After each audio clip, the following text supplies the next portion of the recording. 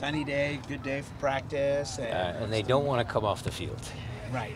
So it's great. It's nice having a bit of good weather. We gave them 2 days off because they won, so that was good. So upbeat and ready for... Upbeat, ready for a serious week of training.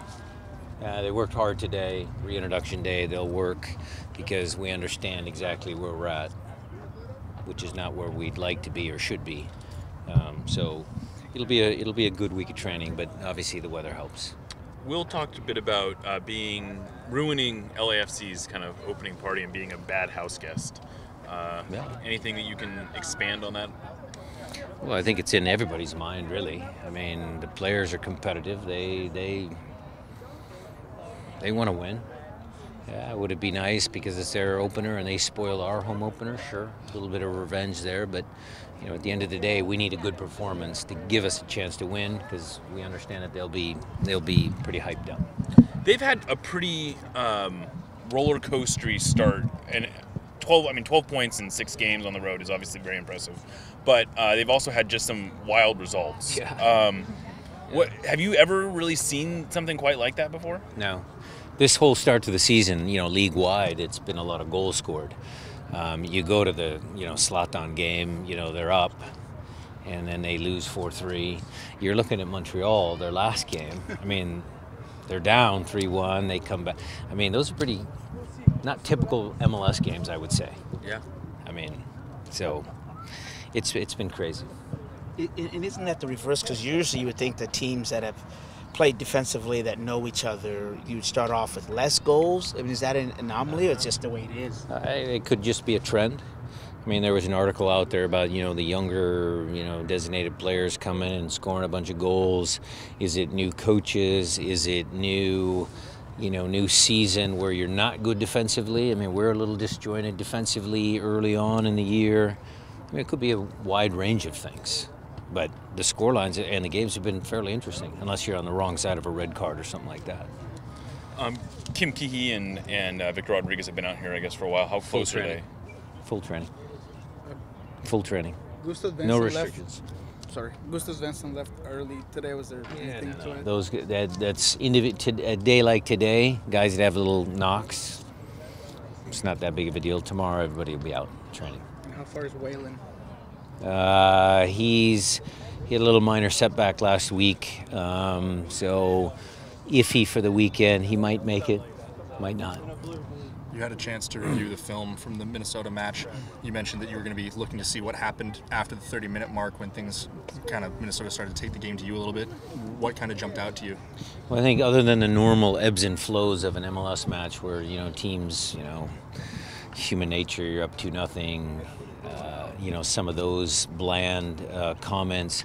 I would say that there was a couple of uncharacteristically bad giveaways in crucial moments, especially in the start of the second half when we were trying to dictate and kind of reestablish the tempo.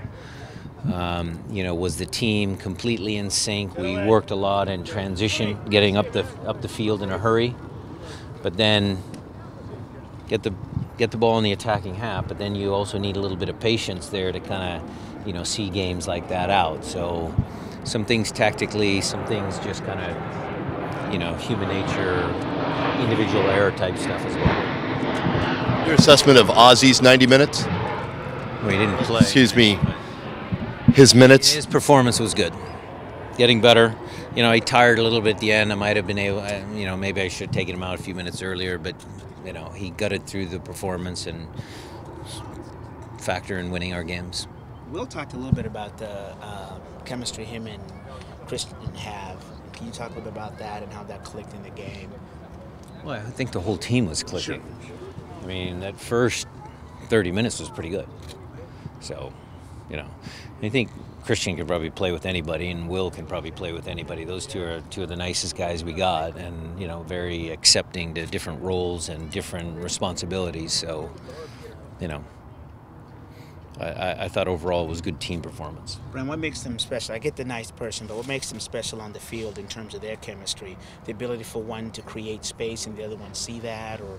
Well, I mean, look, Will's a back to goal, number 9, stays between the center backs. Christian is, able to go out in those wing channels and, you know, stretch the field that way. If it's Jordan Morris as a number 9 and Christian as a number 10, I mean, a lot of times Jordan Morris goes out in those wing channels, tracks balls down. That game against Portland early on in preseason, you saw that. And where does Christian then move? I think it's again just personalities and, you know, the overall strengths of each player. Is that your expectation of that position? Some of the things you taught, the 9 playing. Well, the number 9 has different characteristics based on who's playing there. I mean, you're never going to compare Bruin and Jordan. I mean, they're two different players. They both work. You know, if you're comparing Clint and Nico and Christian as number 10s, I mean, each one of those 3 players has different ideas, characteristics for that one position, but they've all worked. So even Freeberg played there as a number 10 last year, or in 2016. He brought a different nuance to that position. And how much of a luxury is that to have players we just talked about, you know, that ability for the beginning? It's great. It's great. I think that's what makes a good team. When you had such a good start with certain pieces and Christian being that 10 and Alex on the wing, and you have a guy like Clint Dempsey who wants to be a starter, and you know it's Clint Dempsey. How do you deal with that? Just got to be honest. You got to talk to him. Just tell him what you're thinking. They're all competitive. They all want to play. You know, that's a good thing for the coaches to have. It's not just going to be that position, but when Kim Keehee, Victor Rodriguez, when all of those guys come back, there'll be, you know, a lot of tough choices for the coaching staff. So you think Clint Dempsey would be okay with being a super sub? I don't think Clint Dempsey is okay with anything but starting and scoring goals. And that's what he's done his entire career. So how well does the attacking alignment you used against Minnesota match up against LAFC in your mind? Well, I think transition. I think overall team concepts, transition. Some of the tactics, can Christian get in behind? You know, we don't know. They played the last 2 games with a back 5. They start off the season just with a back 4. The spaces kind of close up, or they're different spaces based on how they play. So we'll train for both. We'll work a little bit playing against a back 5 and a back 4. You willing to go with that same attacking alignment that you used? We haven't made any final decisions, but yeah, I mean, it looked good. Clint's looks good when he's been in there. I mean, Victor might start. I mean, I got some options. What do you see as Wolf's role on this team right now?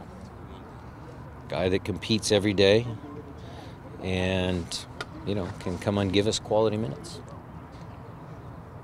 He's a good player. Very good player.